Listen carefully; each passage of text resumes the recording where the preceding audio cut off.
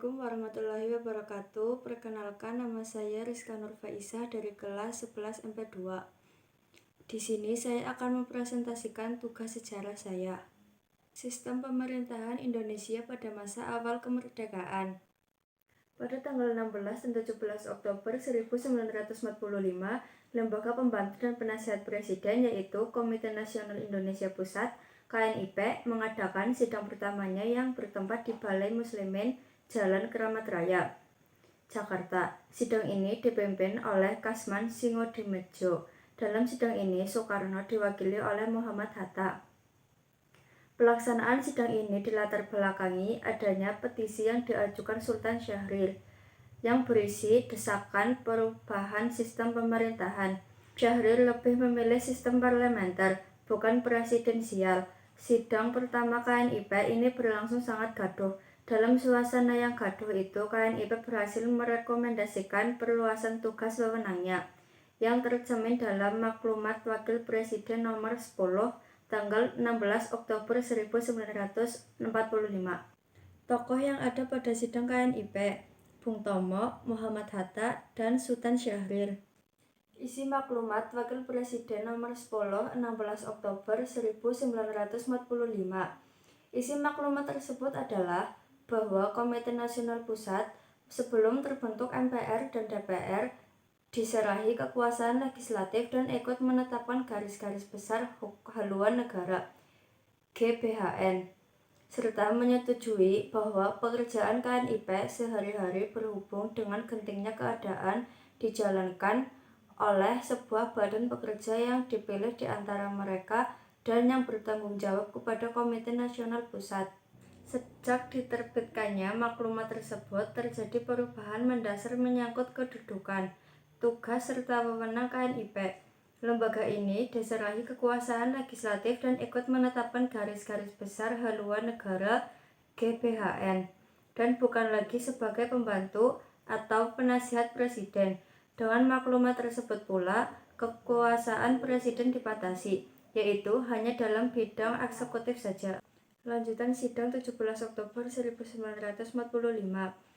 Pada tanggal 17 Oktober 1945, sidang dilanjutkan dipimpin Latuharihari. Agenda utama sidang adalah mendengarkan pidato Soekarni. Soekarni mengusulkan agar perjuangan Republik Indonesia menjadi revolusioner. Katanya KNIP harus mempunyai pimpinan yang bertanggung jawab dan birokrasi bertele-tele harus dihapuskan dalam sistem kerja KNIP.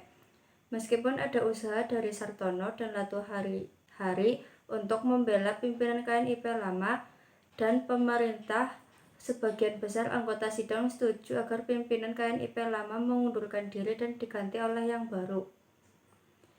Saat itu nama Sultan Syahrir dan Amir Syarifuddin ditonjolkan sebagai pimpinan baru oleh para anggota KNIP. Sultan Syahrir didaulat ketua BP KNIP sebagaimana diamanatkan di Maklumat Wakil Presiden nomor 10.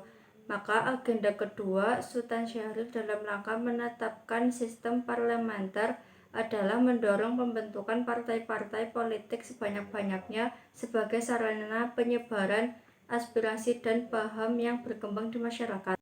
Usulan tersebut mendapat sambutan positif dari KNIP dan disetujui pemerintah dengan dikeluarkannya Maklumat Pemerintahan nomor 3 tanggal 3 November 1945 tentang anjuran pembentukan partai politik, dengan syarat partai-partai politik itu hendaknya memperkuat perjuangan kita mempertahankan kemerdekaan dan menjamin keamanan masyarakat. Maklumat tersebut langsung disambut dengan berdirinya banyak partai politik sejak bulan November 1955 sampai bulan Januari 1946. Pada saat yang sama, kondisi sosial politik Republik Indonesia masih sangat mencekam.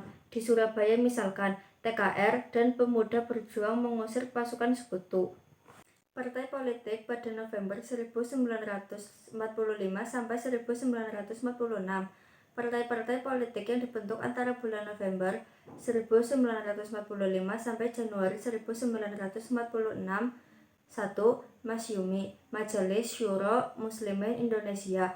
berdiri 7 November 1945, dipimpin oleh Dr. Sukirman Widjosanjoyo. 2. PKI berdiri pada tanggal 7 November 1945, dipimpin oleh Muhammad Yusuf. 3. PBI, Partai Buruh Indonesia, berdiri tanggal 8 November 1945, dipimpin Nyono. 4. PRJ, Partai Rakyat Jelata, berdiri 8 November 1945, dipimpin oleh Sultan Dewanis. 5. Parkindo, Partai Kristen Indonesia, berdiri 10 November 1945, dipimpin oleh Probowinoto. 6. Parsi, Partai Sosialis Indonesia, berdiri 10 November 1945, dipimpin oleh Amir Syarifuddin. 7. Paras, Partai Rakyat Sosialis, berdiri pada tanggal 20 November 1945, dipimpin oleh Sultan Syahrir. Parsi dan Paras kemudian bergabung menjadi Partai Sosialis yang dipimpin oleh Sultan Syahrir, Amir Syarifuddin, dan Oei Hekot pada bulan Desember 1945. 8. PKRI, Partai Katolik Indonesia, berdiri 8 Desember 1945, dipimpin oleh I.J. Kasimo. 9. Permai, Persatuan Rakyat Marhain, berdiri 17 Desember 1945, didirikan oleh J.B. Asia. 10. PNI, Partai Nasional Indonesia, berdiri tanggal 29 Januari 1946, dipimpin oleh Sedek Joyo Soekarto.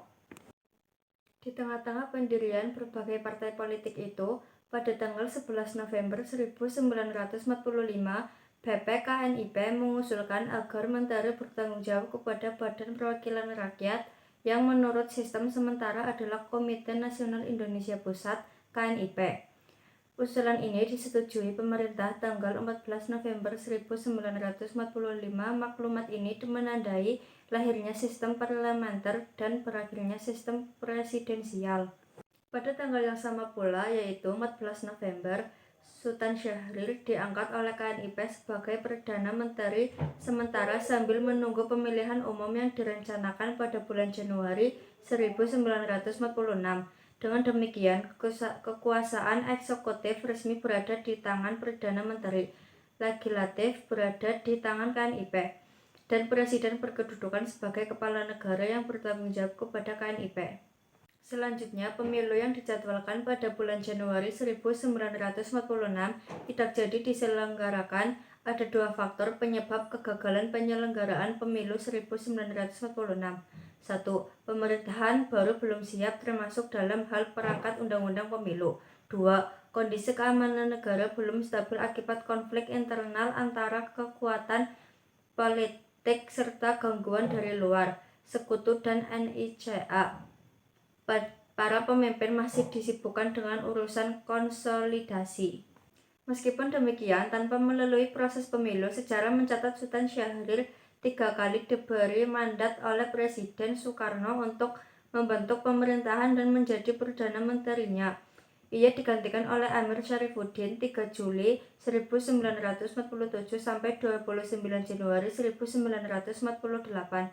Serta itu kembali ke Kabinet Hatta I yang bercorak presidensial 29 Januari 1948 sampai 4 Agustus 1948, disusul Kabinet Darurat PDRI yang berlangsung dari tanggal 19 Desember 1948 sampai dengan 13 Juli 1949, dan Kabinet Hatta II yang bercorak presidensial 4 Agustus sampai 20 Agustus 1949. Kabinet pada masa awal kemerdekaan. Kabinet Presidensial 1, masa berlangsung 2 September 1945 sampai 14 November 1945. Kabinet Syahrir 1, masa berlangsung 14 November 1945 sampai 12 Maret 1946. Kabinet Syahrir 2, masa berlangsung 12 Maret 1946 sampai 20 Oktober 1946. Kabinet Syahrir III. Masa berlangsung 20 Oktober 1946 sampai 27 Juni 1947. Kabinet Amir I. Masa berlangsung 3 Juli 1947 sampai 11 November 1947. Kabinet Amir II. Masa berlangsung 11 November 1947 sampai 29 Januari 1948.